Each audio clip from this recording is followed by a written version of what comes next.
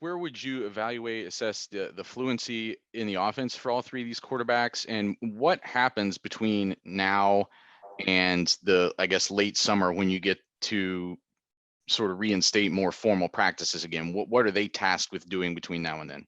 Yeah, they're tasked with being obsessed with learning the offense, and a lot goes with that. They got to get in the weight room with Mick. They got to get stronger. They got to get faster. They got to get quicker.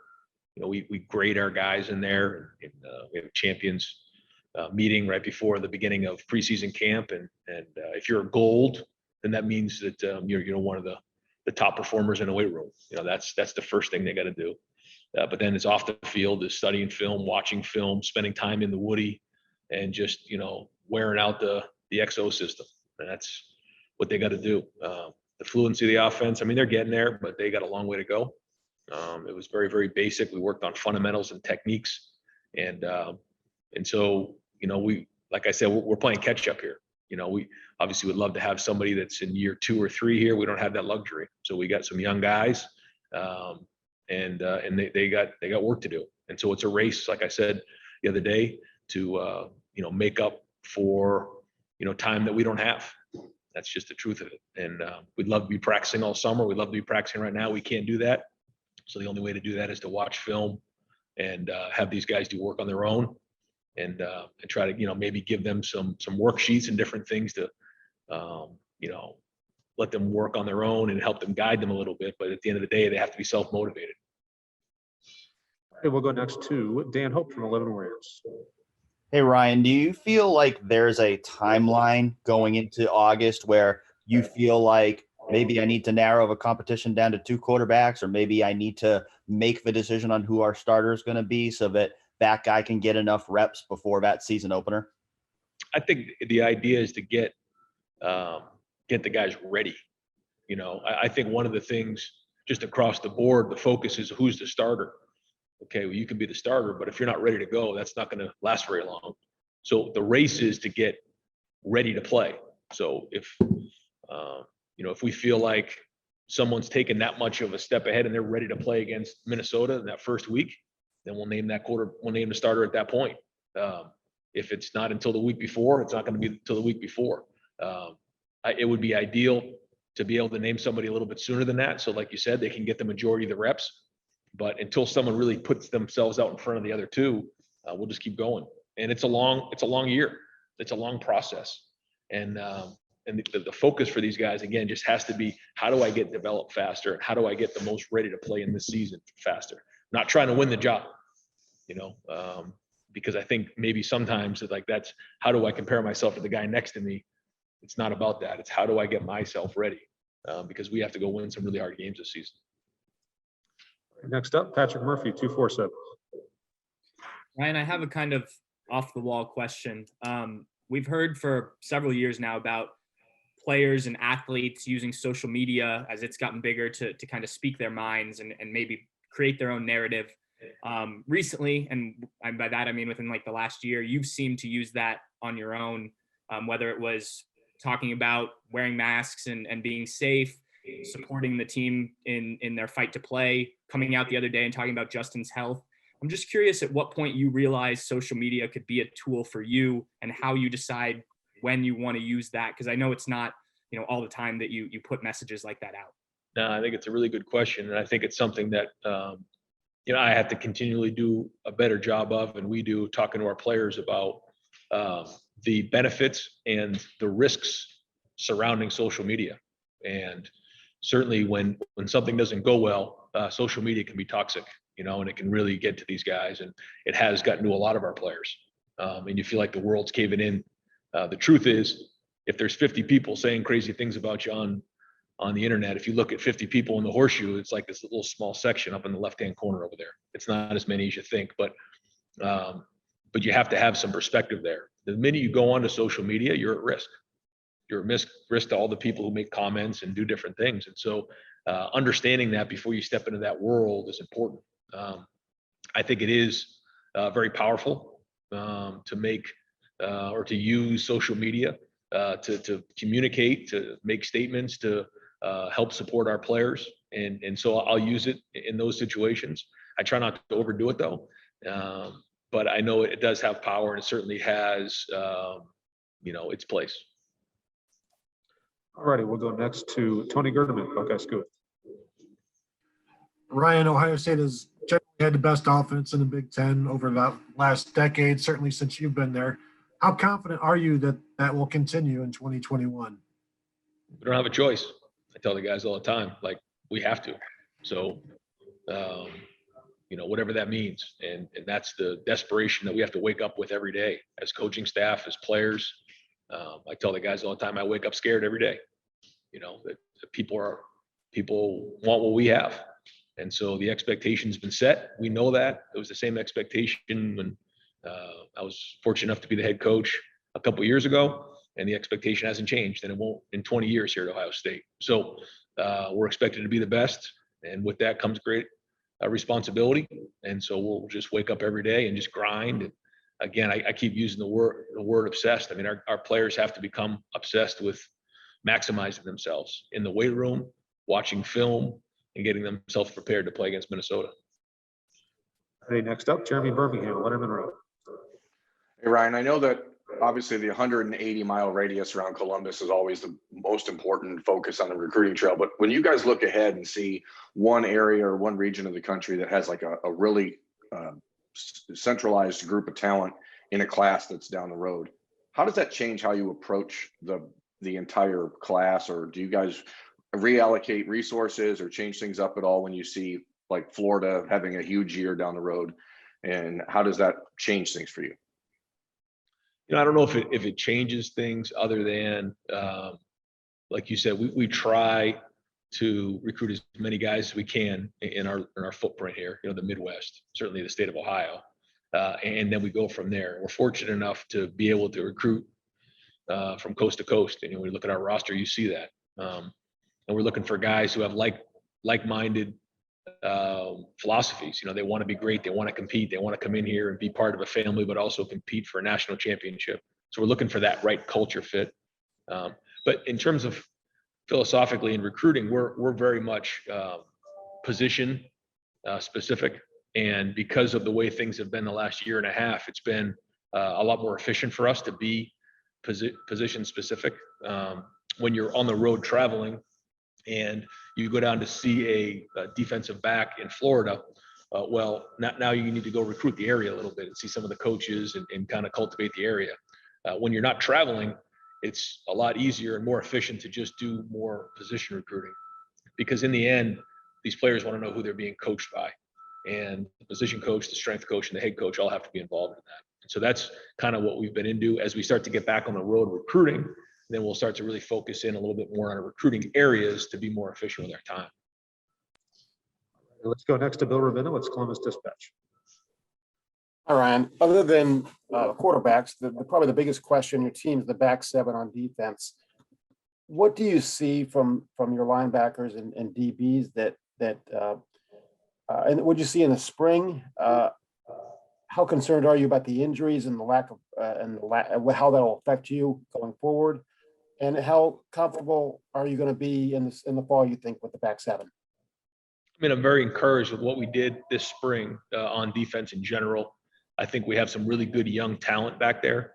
And, the forecast is that we're going to get everybody back here. So we did have some surgeries, different things. And so that was frustrating that these guys weren't able to get as many reps in the spring as you would like. But the good news is the cavalry's coming on this thing, and we're going to have really great depth back there. When you look at our numbers and where we're projected to go into preseason camp, I'm fired up about that. But like you said, summer is going to be really, really important. Preseason is going to be really, really important. We do have some guys who have had some reps back there with Seven and Cam. Those guys have been in the program for a while. Marcus Williamson. But we also have some young guys, some freshmen that are coming in. But I was encouraged by what I saw back there. I thought that some of the young guys really stepped up, and they used these 15 practices to get better. So we're going to be much deeper in the secondary than we've been. We're also going to be younger, so there's a give and take there. But I think the future is very, very bright. I'm really happy with where our recruiting is at and where our talent level is back there. Right, Thanks. we'll go next to Doug Lesmerises, Cleveland.com. Hey, Ryan, there's some, you know these stats, but I saw the stats. Justin and his time at Ohio State seemed to, you used him to throw down the field a lot. He threw maybe fewer screens or RPO, shorter stuff than some of the other top quarterbacks than Trevor Lawrence or Mac Jones. We know when you got here, a lot of mesh routes with JT. Dwayne got the ball out of his hands quickly. With where your quarterbacks are now, would you imagine in this season you'll emphasize the short passing game a little bit more, get it out of their hands with the young quarterback? Or do you want to be an offense that throws the ball down the field a lot, and that what we saw with Justin is more indicative of where this offense is now? Again, another great question. I think we're still not there yet with these guys, figuring out where we want to spend our time in terms of emphasizing. Our offense is our offense. It hasn't changed, when JT was the quarterback, when Dwayne was the quarterback, when Justin was the quarterback. But to your point, what do we want to emphasize? The plays really haven't changed. But if you have 100 plays in a game or 80 plays in a game, when do you want to, emphasize based on their strengths? 3 different quarterbacks, very similar, but I think all 3 have different strengths and weaknesses. And so as we go into a game, we're certainly going to do the things that they, do best. And I don't think I have the answer to that yet. I think some of them do get the ball out of their hand quickly, and that's good. I think they do have good accuracy underneath. But I also think that they do a decent job down the field as well. So in a perfect world, you'd like to do a little bit of both. And if that's what we do, that's what we do. But again, the strength of college football coaching is to find out what they do really, really well and emphasize that. We're still not there yet, though. All righty, we'll go next to Whitney Harding. Whitney, go ahead. Hey, Ryan, it feels like every offseason from college football, there's the question of, is overtime going to change? And it finally did. What do you think about the new overtime rules and the other rules that have been brought up as far as potential changes to offseason practice and things like that? Yeah, I think the overtime rule makes sense when you see some of these games. I know some of the crazy games have gone 6 and 7 overtimes, and that's not good for the players. So I get it. It's not ideal, but I think it makes sense for player safety. And yeah, the stuff that goes on the summer, I just think we need to really talk that and think that through and make sure we're not rushing into a decision on that. Because we've been doing things a certain way for a long time, and I don't think we want to change just to change.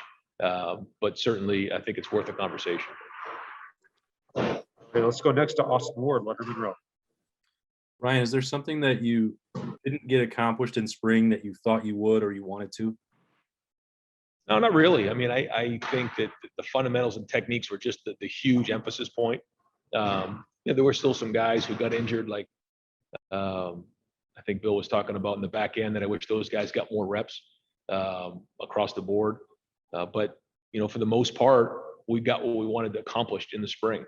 And I would say the most got done in that 9 to 13 practice right there, when things got hard and some guys couldn't sustain. They struggled, and other guys did. They worked their way through practice, and that we found out a lot about the team, and that was really, really well done.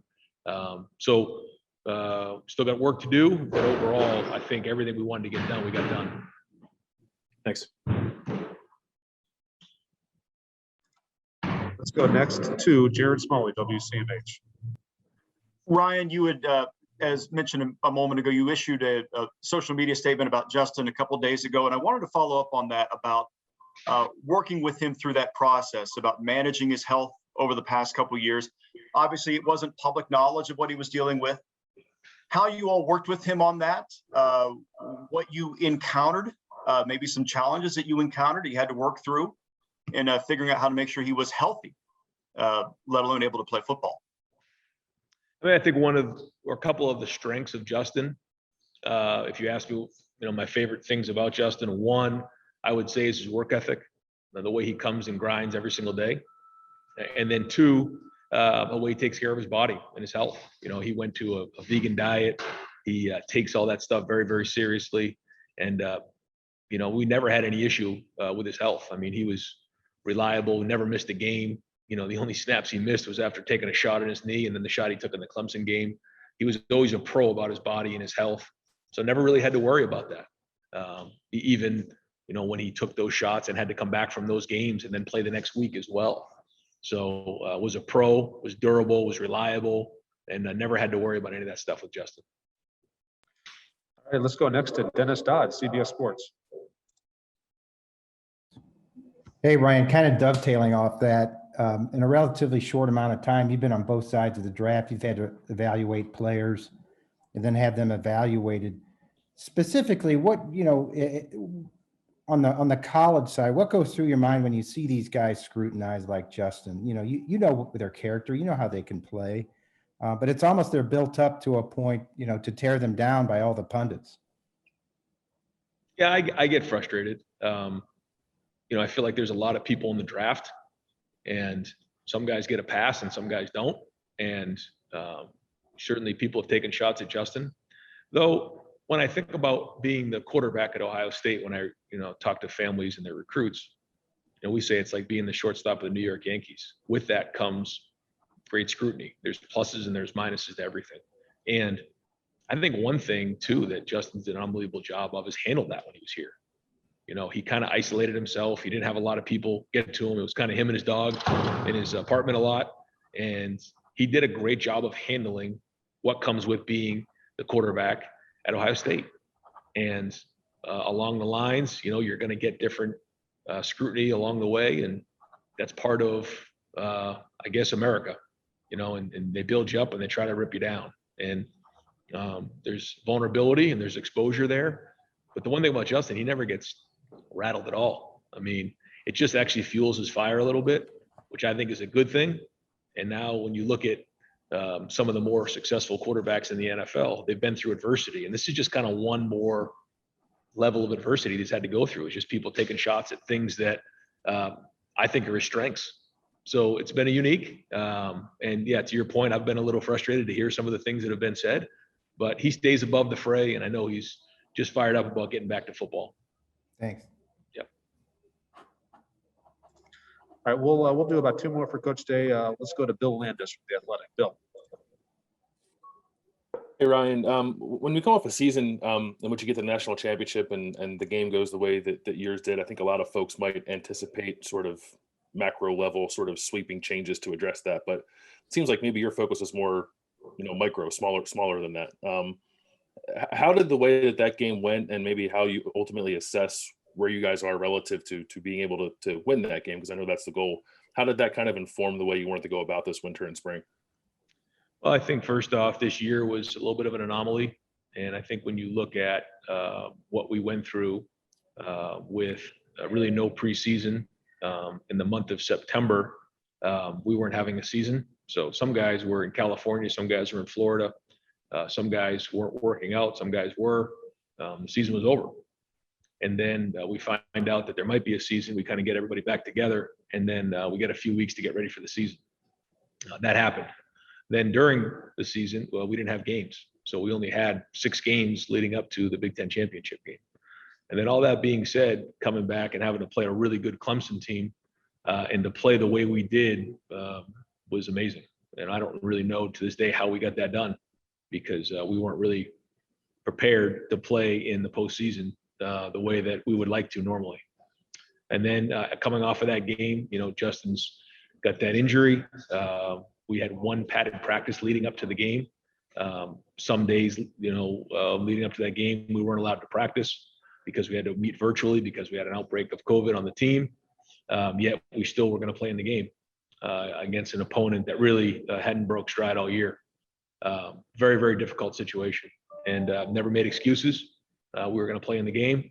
I would love to have played the game under different circumstances in a different moment, but I chucked that up to COVID, and it's a learning experience. And so I'm very, very proud of what we accomplished this year. And to make changes because of that would be foolish, because the things that were accomplished this year were amazing. Some of the best coaching that I've seen and some of the best leadership that I've seen in my coaching career. So I look at the other way. I think guys need to be commended for what they did, because this was really, really hard. And unless you were really in it, you don't get it. And I'm not trying to be over dramatic, but it was real. And we'll be talking about this for 20 years down the road. So I'm proud of what we did. Certainly every year you want to make adjustments and you got to get back to that game. We got to win that game. That's part of our job here at Ohio State. That's the expectation. We know that we're not going to run from it. So we're always going to make adjustments year in and year out. But I just think that things that were done this year were awesome. And we're going to keep building on as we move forward. All righty, let's go next to Tim May, Letterman Road. Thanks, Mike. Real quick, that was funny coming off of that speech there, but I did want to ask you about this, Ryan. Trevion Henderson, the last time you saw him run the ball, he was a junior in high school. And I'm just wondering specifically about him and the running backs, but specifically about him. What did you see that just stood out about him through the spring and through the spring game that tells you he can contribute? Yeah, I mean, I hate to talk too much about the freshmen because there's a lot of sophomores and juniors and seniors that have made great strides. But I know that some of the new guys we like to find out about. And so, yeah, I mean, I think Trey, really did a good job after not playing football for a long time. He's still learning and figuring it out, similar to the way JK didn't really play his senior year. Yeah. He had to kind of come in and learn. So every time he got out there, he was kind of getting more and more strong and figuring things out. But I think he has the respect of his teammates because of his approach, the way he lives his life off the field, his seriousness about the game. So excited to see where this summer heads as we head into August. Thanks, man. Yep. All righty, and last question for Coach. We'll go to Rob Aller, Columbus Dispatch. Oh, Rob, you're on mute, I think, bud.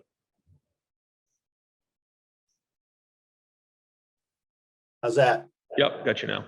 You and Justin are very close. Was there discussions about keeping his epilepsy private? And now that it's leaked, have you two been able to talk that maybe turn him into a spokesperson to kind of take a potential negative, turn it into a positive, or where does that stand in just your discussions and his situation?